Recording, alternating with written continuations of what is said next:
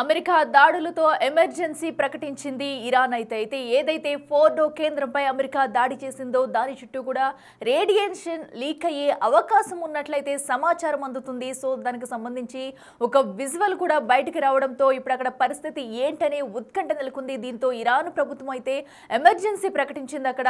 So ఏదైతే Fordow అతి శక్తివంతమైన అణు కేంద్రం అయితే దానిపైనే దాడి చేసింది అమెరికా. ఏదైతే B-2 స్టెల్త్ విమానాలతో బాంబులను వేసి దీంతో కూడా అది లోపల వరకు చొచ్చుకెళ్ళింది.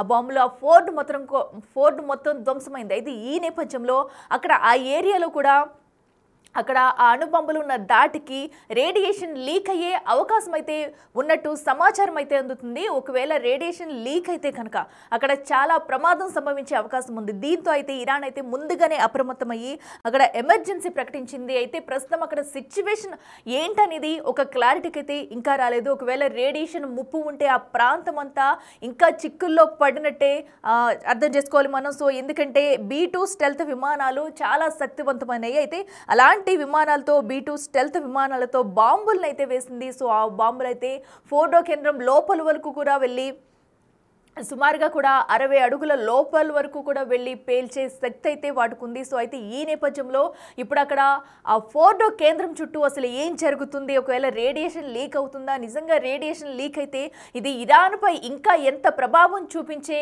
అవకాశం ఉంటుంది అనేది కూడా ప్రస్తుతం అయితే ఉత్కంఠంగా మారింది. సో దానికి తగ్గట్టుగానే ముందుగానే ఇరాన్ అయితే అలర్ట్ అయ్యి అక్కడ ఎమర్జెన్సీ అయితే ప్రకటించింది. మరి దీనికి సంబంధించి జాగ్రత్తలు కూడా తీసుకునే అవకాశం కనిపిస్తుంది. అయితే ఇరాన్లోని కీలకమైన ఫోర్డో సైట్ అని చెప్పుకోవాలి. సో అలాంటి ఫోర్డో సైట్నే అణుబాంబులతో లేపేసింది అమెరికా. సో అయితే B-2 స్టెల్త్ విమానాలతో బాంబులు వేసి ఆ ఫోర్డో అణు కేంద్రం మొత్తాన్ని కూడా ధ్వంసం చేసింది. అయితే 3 సంస్థలను ధ్వంసం చేసింది. 3 వాటిల్లో కూడా ఈ ఫోర్డో సైట్ అనేది చాలా కీలకమైంది, అతి పెద్దదని చెప్పుకోవాలి. అయితే దీనిలో కూడా ఇరాన్ అణుబాంబులు తయారు చేస్తుంది, అణుబాంబులు తయారు చేసేందుకు కూడా రెడీ అవుతుంది. దానికోసమే అటు ఇజ్రాయెల్ ఇటు అమెరికా కలిపి ఇలాంటి నిర్ణయం తీసుకుని వాటిని పేల్చేసే కార్యక్రమం చేపట్టిందని చెప్పుకోవాలి. ఎందుకంటే అత్యంత శక్తివంతమైన ఇరాన్లోని ఖోమ్కైతే 40 కిలోమీటర్ల దూరంలో ఈ ఫోర్డో కేంద్రం ఉంది. చుట్టూ కూడా సుదూర కొండ ప్రాంతం ఉంటుందన్నమాట. సో కొండ కింద 290 అడుగుల లోతునైతే అణు కేంద్రం ఉంటుంది. అయితే అక్కడ ఈ అణుబాంబులు తయారు చేస్తుంది ఇరాన్ అయితే ఏదైతే అటు అణుబాంబు తయారీకి అవసరమైన సెట్రీ కానివ్వండి, ఫ్యూజులు కానివ్వండి 2700 ఉన్నట్లు కూడా గుర్తించారు. సో ఇవన్నీ కూడా కీలక సమాచారం రాబట్టిన తర్వాతే ఈ దాడికి పాల్పడినట్లు కూడా అమెరికా చెప్తుంది. అయితే అక్కడ ఫ్యూజులు కూడా ఇప్పటివరకు 2700 ఉన్నట్లయితే గుర్తించింది. అయితే ఇక్కడే ఏదైతే ఆ కొండ కింద ప్రాంతంలో యురేనియాన్ని 60% వరకు శుద్ధి చేయాల్సి ఉంటుంది. కానీ 90% వరకు కూడా శుద్ధి చేసి అణుబాంబు తయారు చేస్తున్నట్లు అనుమానాలు అయితే ఉన్నాయి ఇరాన్ ఏదైతే. సో ఇదంతా కూడా 90% వరకు యురేనియాన్ని శుద్ధి చేసి అణుబాంబులు తయారు చేస్తుంది. అందుకనే దీనికి సంబంధించి అనుమానాలు ఉన్నాయి. అందుకోసం ఇలాంటి నిర్ణయం తీసుకున్నామంటూ అటు ఇజ్రాయెల్ అయితే చెప్పుకుంటూ వస్తుంది.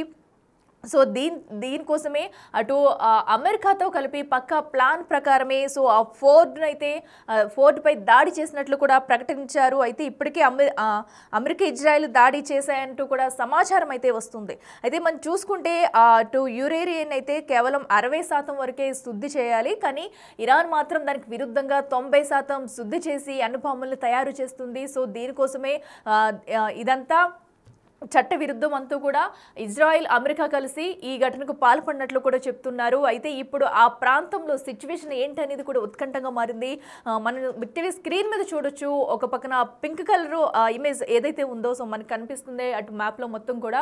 సో ఒకవేళ రేడియేషన్ లీక్ అయ్యే ఛాన్స్ ఉందంటూ కూడా కొన్ని అనుమానాలు అయితే వ్యక్తమవుతున్నాయి. ఒకవేళ రేడియేషన్ లీక్ అయితే అక్కడ ప్రస్తుత పరిస్థితి ఏంటి, ఇరాన్ ఎలాంటి జాగ్రత్తలు తీసుకుంటుంది, దానికి తగ్గట్టుగానే ఎమర్జెన్సీని అయితే ప్రకటించింది. మనం చూడొచ్చు ఒక బాక్స్లో అటు ఆ చుట్టూ కొండపక్కల చుట్టూ ప్రాంతం మనం చూస్తున్నాము. మరో బాక్స్లో కూడా మనం ఇంకొక ఇమేజ్ను కూడా చూడొచ్చు. అణు కేంద్రం ఏదైతే ఉందో అక్కడ లోపల సంబంధించిన ఇమేజ్ కూడా మనం చూస్తున్నాము. ఒకవేళ రేడియేషన్ లీక్ అయితే అక్కడ పరిస్థితి ఇంకా దారుణంగా ఉండే ఛాన్స్ అయితే కనిపిస్తుంది. సో ప్రస్తుతం ఇరాన్ ఏం చేయబోతుంది అనేది కూడా చూడాలి. ఇక మరింత సమాచారం అందించేందుకు మా ప్రతినిధి ఢిల్లీ నుంచి శివ అందుబాటులో ఉన్నారు. శివ, చెప్పండి, మనం చూస్తున్నాము ప్రస్తుతం అయితే ఇరాన్ పరిస్థితి ఏంటి? ఎందుకంటే అటు బాంబు ఫోర్డో ఫోర్ట్పై బాంబు పేల్చడంతో కూడా అక్కడ రేడియేషన్ లీక్ అయ్యే అవకాశం ఉందంటూ కూడా పలు అనుమానాలు అయితే వ్యక్తమవుతున్నాయి. ప్రస్తుతం అక్కడ సిచ్యువేషన్ ఏంటి? ఇరాన్ ప్రభుత్వం ఎలాంటి నిర్ణయాలు తీసుకునే అవకాశం ఉందనుకోవచ్చు?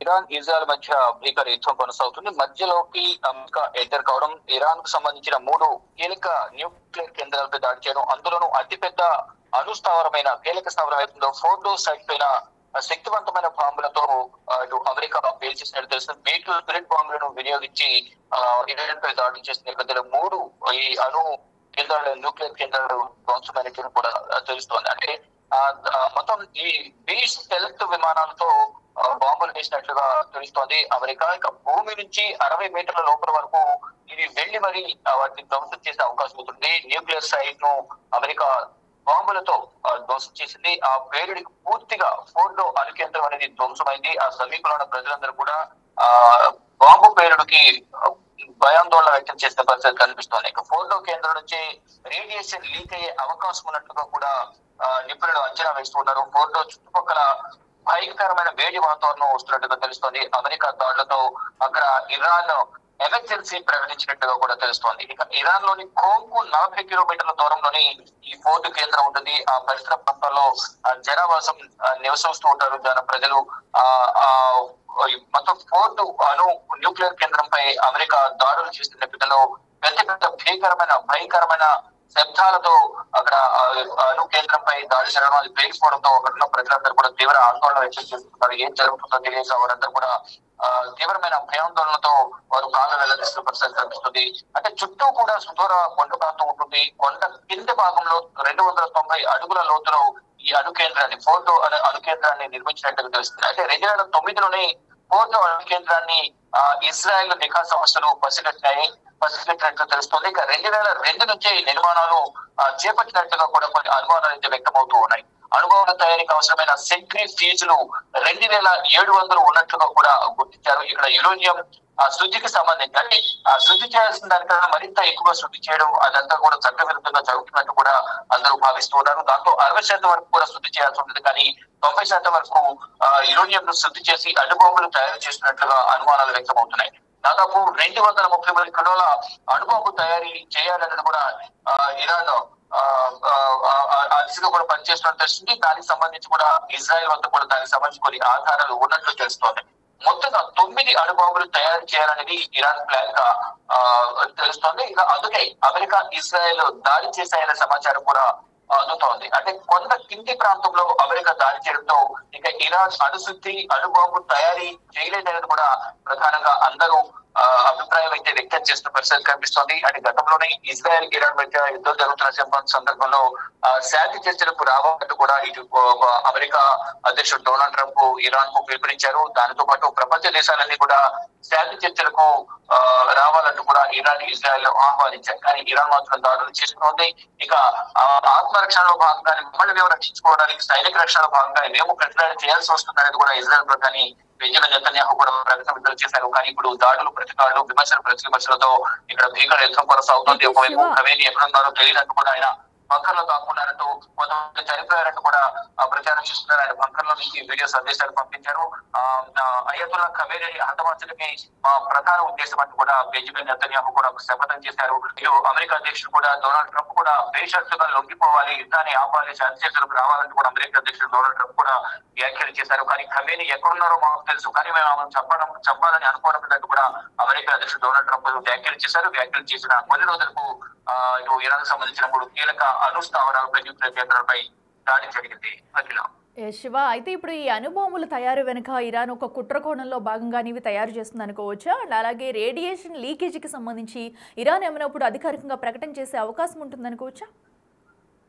ఇప్పటికే దీనికి సంబంధించి రేడియేషన్ అనేది లీక్ అవుతూ ఉంది అనేది కూడా కొంత ప్రచారం అయితే జరుగుతుంది. దాని ద్వారా చుట్టుపక్కల ప్రజలందరూ కూడా తీవ్ర ఇబ్బందులు ఎదుర్కొంటున్నట్టుగా కూడా తెలుస్తుంది. అయితే ఇప్పుడు అమెరికా ఇజ్రాయెల్ కు మద్దతు తెలపడంతో ఫర్దర్ గా ఇరాన్ ఏం చేయబోతుంది, ఇరాన్ కి ఎవరు సపోర్ట్ చేస్తారు? ఇప్పుడు అమెరికాకు అమెరికా ఇజ్రాయెల్ కు సపోర్ట్ చేస్తూ ఇటీవల జరిగిన G7 సమిట్ లో కూడా అందరూ కూడా ఇజ్రాయెల్ పక్షాన ఉన్నారు. మరి ఇప్పుడు ఇరాన్ కు చైనా, రష్యా, నార్త్ కొరియా ఈ 3 దేశాలు సపోర్ట్ చేస్తాయా లేదనే దానిపై మాత్రం ఉత్కంఠ కొనసాగుతుంది. ఫర్దర్ గా ఏం జరగబోతోంది అనేది కూడా అందరూ ఉత్కంఠగా ఎదురు చూస్తున్నారు. కానీ ఈ దాడులు ప్రతిదాడులు అనేది కొనసాగుతూనే ఉన్నాయి. దీంతో సామాన్య పౌరులు కూడా భారీగా ప్రాణాలు కోల్పోతూ ఉన్నారు. ఇతర దేశాలకు సంబంధించిన భారతీయులు కానీ ఇతర దేశాలకు సంబంధించిన పౌరులు అక్కడ విద్యార్థులందరూ కూడా స్వదేశాలకు తిరిగి రావాలంటూ దిశాధినేతలు ఆదేశాలు జారీ చేసిన ఇప్పటికీ అందరూ కూడా ఇరాన్ ఉన్న ఇతర దేశస్తులు అందరూ కూడా ఖాళీ చేసి వెళ్ళిపోయారు. వెళ్ళిపోయిన తర్వాత ఈ న్యూక్లియర్ బాంబు దాడులు జరిగాయి. అంటే న్యూక్లియర్ కేంద్రాలపై ఇటు అమెరికా దాడులు చేసినట్టు తెలుస్తుంది. దాని ద్వారా అతిపెద్ద ఫోర్ట్ అణు కేంద్రం ఏదైతుందో న్యూక్లియర్ కేంద్రం ధ్వంసమైంది. మరోవైపు ఇతర 2 కేంద్రాలు అణు కేంద్రాలు కూడా న్యూక్లియర్ కేంద్రాలు కూడా ధ్వంసమైంది. దీని ద్వారా ఇరాన్ కు భారీగా నష్టమే వాటిల్లింది అనేది ప్రధానంగా అర్థమవుతుంది. ఇక ఇరాన్ అణుశుద్ధి అణుబొమ్మల తయారీ చేయలేదు అనేది కూడా ఒక అభిప్రాయం అయితే వ్యక్తమవుతుంది. ఫర్దర్ గా ఎటువంటి నిర్ణయాలు తీసుకుంటుంది ఇరాన్ కానీ Iran supreme leader Ayatollah Khamenei కానీ, అంటే Ayatollah Khamenei president under ground లో దాక్కునే కొద్దిగా ఆయన వారసులకు కొంతమంది పేర్లు కూడా తెర మీదకి వస్తాయి. 3 పేర్లు తెర మీద తీసుకొచ్చారు. వారిలో ఎవరిని ఫర్దర్ గా ఇరాన్ సుప్రీం లీడర్ గా ఎన్నుకుంటారు అనేది కూడా వేచి చూడాల్సి ఉంది. కానీ ప్రెసిడెంట్ అయతుల్లా ఖమేనీ మాత్రం ఆ బంకర్ లో దాక్కున్నారు అనేది కూడా ప్రచారం జరుగుతుంది. ఆయన వారసుల పేర్లు కూడా తెర మీదకి వస్తున్న పరిస్థితి కనిపిస్తోంది. కానీ ప్రజెంట్ సిచ్యువేషన్ చూసుకుంటే అమెరికా ఎంటర్ కావడంతో ఇరాన్ సిచ్యువేషన్ ఏంటి అనేది కూడా కొంత ప్రశ్నార్థకంగా కూడా మారింది. మరిన్ని దాడులు చేస్తే ఇరాన్ ఏం చేయబోతుంది, ఇరాన్ పరిస్థితి ఏంటి, ఇరాన్ ప్రదర్శన ఏ విధంగా ఉండబోతుంది, ఇరాన్ ఎవరు సపోర్ట్ చేస్తారు అనే దానికి మాత్రం ఇంకా ఉత్కంఠ అయితే కొనసాగుతోంది. అది right Shiva, thank you. So ఏదైతే అటు ప్రస్తుతం అయితే ఇరాన్కి ఇది మరొక భారీ షాక్ అని చెప్పాలి. ఎందుకంటే అటు ఫోర్డో కేంద్రం చుట్టూ రేడియేషన్ లీకేజ్ అవుతుందని అనుమానాలు అయితే వ్యక్తమవుతున్నాయి. మరి దీంతో ఇప్పటికీ ఇరాన్ ప్రభుత్వం అయితే అలర్ట్ అయింది. చుట్టుపక్కల కూడా ఎమర్జెన్సీ ప్రకటించింది. ఎందుకంటే ఏదైతే అణుబాంబు అటు దాడి జరిగిన ప్రాంతం నుంచి అయితే భయంకరమైన వేడి రావడమే ఇందుకు నిదర్శనంగా కనిపిస్తుంది. అయితే ఇన్ కేస్ ఒకవేళ రేడియేషన్ లీక్ అయితే ఇది చాలా ప్రమాదం జరిగే అవకాశం కనిపిస్తుంది. అయితే రేడియేషన్కి సంబంధించి ముందుగానే ఇరాన్ ప్రభుత్వం అయితే అలర్ట్ అవుతూ అక్కడ ఎమర్జెన్సీ ప్రకటించింది. సో ఏదైతే అటు B-2 స్టెల్త్ విమానాలతో అటు బాంబులతో దాడి చేసింది అమెరికా. అనంతరం కూడా అవి సుమారుగా ఆ భూమి లోపల వరకు 60 మీటర్ల లోపల వరకు కూడా వెళ్ళి సో భయంకరమైన పేలుడు సంభవించింది అక్కడ. దీంతో చుట్టుపక్కల కూడా ఈ రేడియేషన్ వెలువడే అవకాశాలు అయితే ఉన్నాయి అక్కడ. మరి ఇప్పుడు ఇరాన్ ఎలాంటి నిర్ణయాలు తీసుకోబోతుంది, ఒకవేళ రేడియేషన్ లీక్ అయితే కనుక ఎలాంటి జాగ్రత్తలు తీసుకుంటుంది? ఇప్పటికే అటు ఇజ్రాయెల్ ఇరాన్ యుద్ధం మధ్యలో కూడా ఇప్పటికే ఇరాన్ ప్రజలంతా కూడా భయభ్రాంతులకు గురవుతున్నారు. అయితే దీనికి తోడు అటు అమెరికా కూడా ఇప్పుడు ఈ దాడులకి తెగపడటం, ఇప్పుడు అమెరికా మద్దతు కూడా ఇజ్రాయెల్కి లభించినట్టయింది. ప్రస్తుతం ఇరాన్ పరిస్థితి ఏంటి? కేవలం షరతులకు ఒప్పుకొని అమెరికా చెప్పినట్టు లొంగిపోతుందా, లేదంటే శాంతి చర్చలకు వెళ్తుందా అనేది కూడా వేచి చూడాలి.